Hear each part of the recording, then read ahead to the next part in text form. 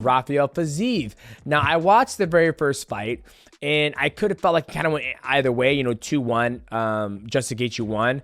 And going to this fight, they had Rafael Fiziev as the favorite, which is, I kind of knew why, because, Justin Gaethje came off a knockout loss against Max Holloway.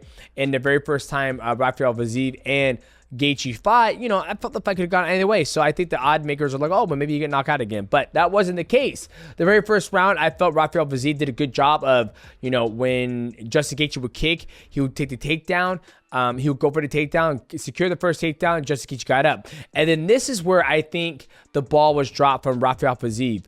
He does a takedown, and he gets Justin Gaethje in a reverse triangle, and he is on a postured up mount on his head.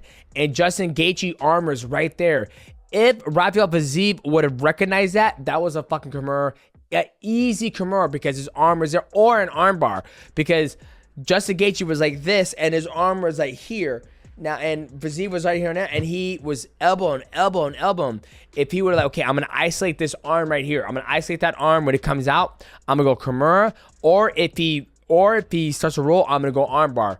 The fight would have been over, done and with right there, because he had Justin Gaethje in such a vulnerable state, vulnerable position, but I don't think he recognized it. And he dropped the ball on that one. I felt like, from the angle where I was watching and where the angle was showing us, that I'll have to go back and watch it, but I feel like he could have gone a north-south Kimura, not north-south, but he could have gone for Kimura or armbar. But I gave Rafael Fiziev the first round. Second round went to Justin Gaethje.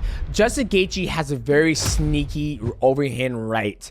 As they start to clinch and they start fighting, Justin Gaethje's here and he goes, ugh. He throws his overhand right over the top every single time they would end up exchange. I was very shocked to see Rafael Fiziev abandon the takedown. And here's the thing, it doesn't have to be a double leg.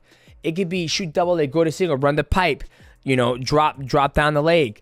Force that, because once he started doing that in the first round, you saw Justin Gaethje kind of be subtle about how he was going to enter. And Justin Gaethje wasn't working behind the jab.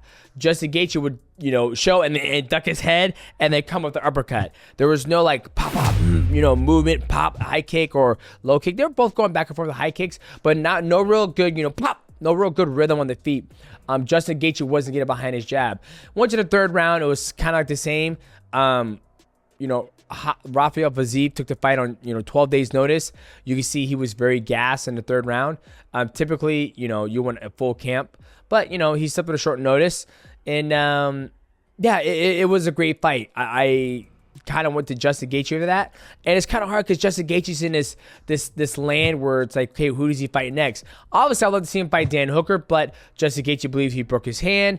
Dan Hooker just got surgery, so I'm assuming, depending on how severe the hand is, the broken hand that Justin Gaethje has just suffered, I don't know if he's gonna need surgery, if they're gonna just put pin into, what is it gonna be? We don't know. But when you look at Justin Gaethje, he's 36 years old.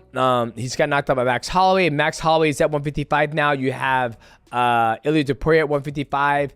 Who does he fight next? You have Islam Makhachev.